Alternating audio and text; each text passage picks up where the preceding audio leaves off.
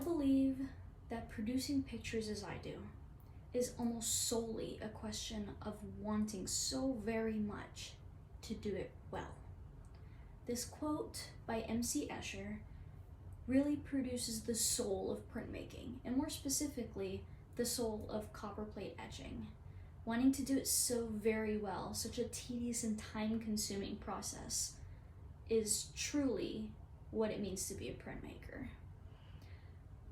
And in being a printmaker myself, I'd like to provide some information for you on copperplate etching.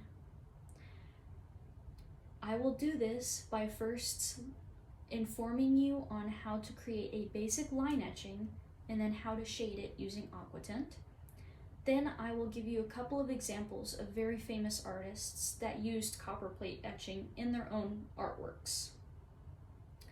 To do so, I'm going to begin at the first point in that journey, which is going to be that line etching. To start a line etching, you're going to first apply a resist. This is also known as ground. This ground covers the entire surface of the metal, and once dry, you will then take a tool called an etching needle and very gently scratch lines into it. Not into the plate, into the ground. This is very important. You're trying to expose the metal, not scratch into it.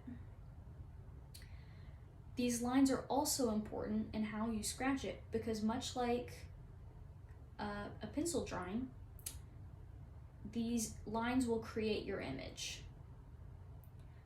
The last part of a line etching will be a bath of ferric chloride. This is a corrosive salt, and in doing this acid bath, the lines that you've exposed of metal will be eaten away into small trenches that ink will eventually sit in. This creates your basic image. Much like taking a pen to a paper, it will give you gorgeous line work, an incredible image, but it might seem a little flat. This is because it'll have a singular value. If you'd like to give it a range, this is where we'll go into aquatinting. Aquatinting is done after you've removed your ground. You will then airbrush on the aquatint. This will create a speckled pattern over the entirety of the plate surface. And similar to ground, these speckles will resist the acid bath that you will then dip it back into, for a much shorter time, of course, as the surface area is much smaller this time. These speckles will resist and the open bit areas will be eaten away into.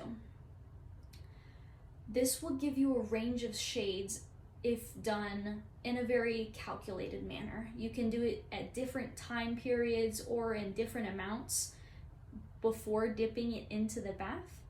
This will create that difference in shading that you're looking for a more realistic image.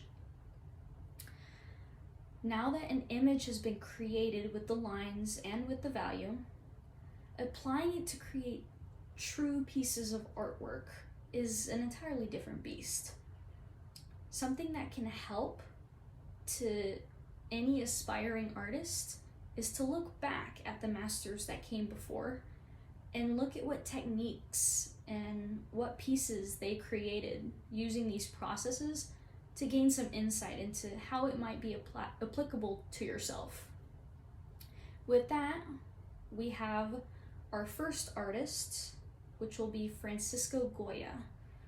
And as the National Gallery of Art says, he was mostly well known as a Romanticism painter.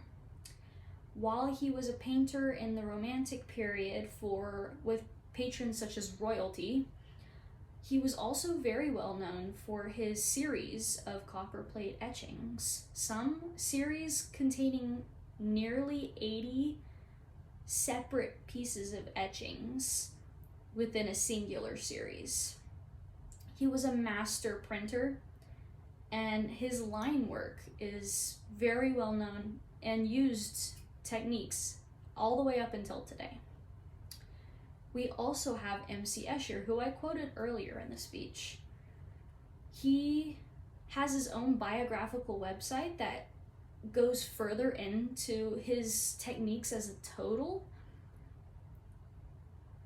but his main medium was graphic arts. He used his technology and math skills to create amazing artworks, and usually this was applied to printmaking for him. Of course, he did it in separate printmaking mediums. He does in fact have 2 confirmed copperplate etchings. They're a little more stylized than the basic line etchings that we went over, but the principles are still there. In learning the basics of copper etching and famous etching artists, you're now able to create at least a basic framework for copperplate etching.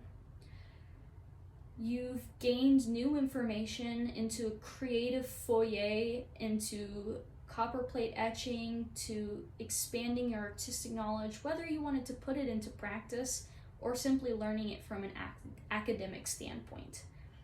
I hope this was very informational for you. I appreciate you listening. Thank you very much.